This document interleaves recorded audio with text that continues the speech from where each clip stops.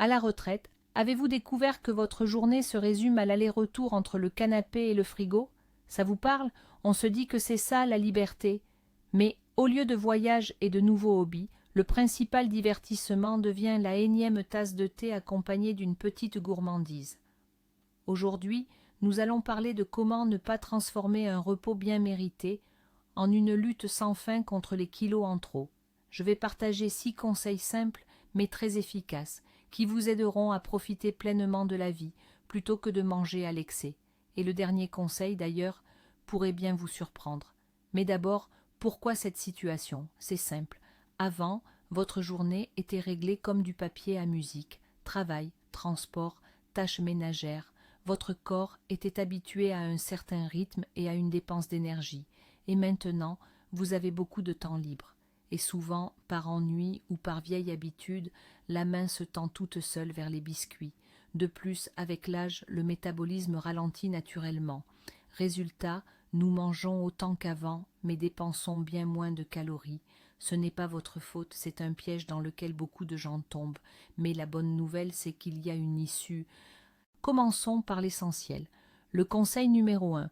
Remettez de la structure dans votre vie. Ça peut paraître un peu militaire, n'est-ce pas? Mais ne vous inquiétez pas. Il ne s'agit pas de discipline militaire rigide. Repensez simplement à votre vie avant la retraite. Vous aviez un emploi du temps clair. Lever, travail, déjeuner à heure fixe, retour à la maison. Votre corps et votre esprit étaient habitués à ce rythme. Or, ce cadre habituel a disparu. Vous avez soudainement beaucoup de temps libre et le cerveau, ne sachant pas comment s'occuper, opte pour la source de plaisir la plus simple et accessible, la nourriture bien sûr. Alors, que faire?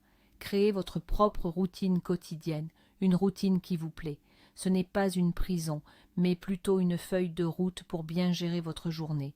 Commencez simple. Fixez des heures de lever et de coucher confortables. Essayez de prendre le petit déjeuner, le déjeuner et le dîner à peu près à la même heure. Cela discipline non seulement vous, mais aussi votre estomac. Il apprendra à vous envoyer des signaux de faim aux moments appropriés et non pas n'importe quand. Et le plus intéressant arrive maintenant, remplissez les intervalles entre les repas par des activités agréables. Par exemple, de 10 à 11 heures du matin, une promenade dans le parc ou une séance d'exercice léger. Après le déjeuner, 1 heure pour lire un livre que vous aimez ou regarder un film intéressant. Le soir, un appel à vos enfants ou à des amis. Lorsque votre journée est remplie d'activités, même modestes, l'ennui n'aura tout simplement aucune chance de vous pousser vers le réfrigérateur. La nourriture cesse d'être votre principal divertissement et reprend sa juste place, celle d'un des plaisirs de votre journée bien remplie. C'est une étape simple, mais incroyablement puissante. Parfait, l'emploi du temps, c'est réglé, mais il n'y a pas que le quand qui importe, il y a aussi le comment. Et c'est là qu'intervient notre deuxième conseil, manger en pleine conscience. Alors, qu'est-ce que c'est exactement cette alimentation en pleine conscience? D'emblée, je tiens à préciser que ce n'est pas peser chaque feuille de salade ou compter les calories avec souffrance. Bien au contraire, il s'agit plutôt de redonner à la nourriture toute sa saveur et d'apprendre à écouter les signaux de votre corps. Soyons honnêtes, combien de fois dînons-nous devant la télévision allumée ou passe-t-on notre temps à faire défiler les infos sur notre téléphone pendant le déjeuner? À ce moment-là, votre cerveau est accaparé par l'intrigue d'une série ou les titres des articles et non par les signaux de votre estomac. Il ne perçoit tout simplement pas ce que vous mangez. Résultat, vous risquez de manger bien plus que nécessaire sans même ressentir la satiété. Brisons un mythe. Manger devant la télévision n'est pas un moment de détente, c'est une illusion. Je vous propose une petite expérience. Au moins un repas par jour, prenez-le dans le calme. Éteignez tous les écrans, juste vous et votre assiette. Observez votre plat, humez ses arômes. Mâchez lentement en savourant chaque bouchée. Vous serez surpris de voir à quel point la saveur des plats habituels vous semblera plus intense. Et le plus important, vous saurez reconnaître à temps le moment où vous êtes rassasié. Ce n'est pas un régime, c'est une marque de respect envers vous-même et votre corps. Excellent. Nous maîtrisons désormais l'alimentation en pleine conscience. Passons maintenant au troisième conseil, qui est d'une simplicité enfantine, mais dont l'efficacité est tout simplement bluffante. Alors, conseil numéro 3, faites de l'eau votre meilleur ami. Souvent, notre cerveau nous joue des tours. Il confond deux signaux pourtant bien distincts, la soif et la faim. Les centres cérébraux responsables de ces sensations sont très proches, et quand le corps est déshydraté, il peut envoyer un signal que nous interprétons à tort comme une irrésistible envie de grignoter. Imaginez la situation suivante. Vous êtes assis dans votre fauteuil, en train de lire un livre, quand soudain la pensée vous traverse l'esprit. « Tiens, et si je mangeais un biscuit ?» Ça vous parle? La prochaine fois que cette pensée vous vient, ne vous précipitez pas vers le placard à sucreries. Faites plutôt ceci. Buvez un grand verre d'eau plate et pure, juste de l'eau, tout simplement, puis attendez 10 à 15 minutes. Vous serez surpris de voir à quelle fréquence, après ce geste si simple, la faim illusoire disparaît sans laisser de traces. En réalité, ce n'était pas la faim, mais la soif. Prenez l'habitude de boire un verre d'eau 20 à 30 minutes avant chaque repas.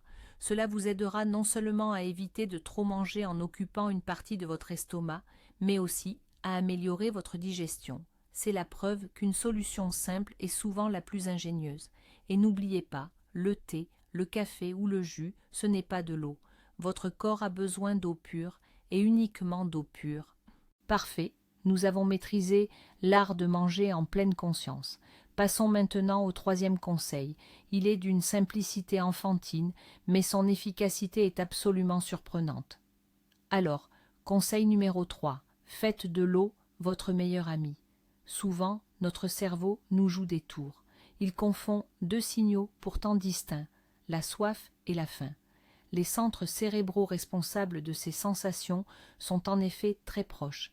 Ainsi, lorsqu'il est déshydraté, le corps peut envoyer un signal que nous interprétons à tort comme une envie de grignoter. Imaginez la scène. Vous êtes confortablement installé dans votre fauteuil, un livre à la main, quand soudain une pensée surgit. Et si je m'offrais un petit biscuit, ça vous dit quelque chose? La prochaine fois que cette envie vous prendra, ne vous précipitez pas vers le placard à friandises. Faites plutôt ceci. Buvez un grand verre d'eau plate, de l'eau toute simple. Puis patientez 10 à 15 minutes. Vous serez étonné de voir à quel point, après ce geste si simple, cette fausse faim disparaît comme par enchantement. En réalité, ce n'était pas la faim qui vous tenaillait, mais la soif. Prenez l'habitude de boire un verre d'eau 20 à 30 minutes avant chaque repas. Non seulement cela vous aidera à ne pas trop manger, en occupant une partie de votre estomac, mais en plus, cela favorisera une meilleure digestion. C'est la preuve qu'une solution simple est souvent la plus géniale. Et n'oubliez pas, le thé, le café ou les jus ne remplacent pas l'eau. Votre corps a besoin d'eau pure, de rien d'autre. Bien, nous avons trouvé un passe-temps qui nous passionne plus que la nourriture. Et ensuite, le cinquième conseil est le suivant. Faites de votre cuisine votre allié et non un champ de mine. Avouons-le, il est très difficile de résister à la tentation si elle est constamment sous vos yeux. Si une bonbonnière de sucreries trône sur la table et que le réfrigérateur déborde de charcuterie et de sauces grasses, n'importe quelle volonté finira par craquer. Ce n'est pas vous qui manquez de force, c'est l'environnement qui vous met à l'épreuve. Alors, procédons à une petite réorganisation de la cuisine. Transformons-la en un espace sûr et bienveillant. Mettez hors de vue toutes les tentations néfastes. Bonbons, biscuits, chips, cachez-les au fond d'un placard. Ou mieux encore, n'en achetez tout simplement pas en de telles quantités. À la place, mettez bien en évidence une jolie assiette de fruits frais, lavés, de baies ou de légumes coupés, comme des bâtonnets de carottes et de céleri. Ouvrez votre réfrigérateur. Que voyez-vous à hauteur de vos yeux? Faites en sorte que s'y trouvent des contenants avec des collations saines, du yaourt nature, du fromage blanc, du filet de poulet cuit. Ainsi, la prochaine fois que vous ouvrirez la porte par habitude, votre regard se posera d'abord sur ce qui est sain. Cette simple astuce fonctionne au niveau subconscient. Nous sommes paresseux par nature et nous prenons le plus souvent ce qui est le plus proche et le plus accessible. Alors, autant que ce soit quelque chose de sain. Et enfin, voici notre sixième conseil, sans doute le plus précieux et le plus humain. Transformez le repas en un véritable moment de partage. Réfléchissez un instant. À quelle fréquence vous retrouvez-vous à manger seul? Petit déjeuner, déjeuner, dîner, souvent en tête-à-tête avec vous-même et vos pensées. C'est précisément dans ces moments-là que nous mangeons, le plus souvent machinalement, rapidement, sans prêter attention au goût ni à la quantité. Manger seul, surtout si cela est dicté par l'ennui ou la tristesse, est un chemin direct vers la suralimentation. Alors, changeons cela. Essayez, aussi souvent que possible, de partager vos repas avec quelqu'un. Appelez ses amis, que vous n'avez pas vus depuis longtemps, et invitez-les à prendre le thé. Proposez à vos voisins de déjeuner ensemble les week-ends. Organisez un dîner de famille qui réunira enfants et petits-enfants. Quand vous mangez en bonne compagnie, l'attention se déplace naturellement de la nourriture vers la conversation. Vous parlez, riez, partagez des nouvelles. Le processus du repas ralentit naturellement. Vous mangez plus consciemment, savourant non seulement le goût des plats, mais aussi l'ambiance chaleureuse. Le repas, au lieu d'être un moyen de noyer la solitude, se transforme en un prétexte pour des rencontres joyeuses. Et cela, croyez-moi, change absolument tout. Vous obtenez enfin ces émotions positives que vous cherchiez auparavant à compenser par une portion de nourriture supplémentaire. Revenons maintenant à l'essentiel, ce que nous évoquions au début, le fil conducteur qui unit tous ces conseils. Ces 6 points, en réalité, ne parlent pas du tout de nourriture, plutôt inattendus, n'est-ce pas? Ils sont là pour vous montrer comment redonner du sens, de la joie et du lien social à votre vie après le départ à la retraite. Prenez un instant pour y penser. La structure de la journée, par exemple, ce n'est pas une question de contrôle des calories, mais bien de retrouver un but et une routine qui apportent de la stabilité. Les activités et les passions, ce n'est pas pour vous éloigner du réfrigérateur, mais plutôt pour trouver de nouvelles sources de joie et la satisfaction de créer.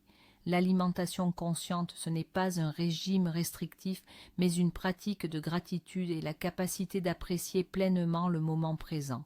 Et les repas partagés, eux, sont une question de lien social et de lutte contre la solitude, bien plus que de calories. La suralimentation, elle, n'est souvent qu'un symptôme de l'ennui, du manque d'épanouissement ou d'un déficit d'émotions positives. Et en le combattant directement, nous passons à côté de l'essentiel. Ainsi, le secret pour éviter la suralimentation à la retraite n'est pas du tout un combat.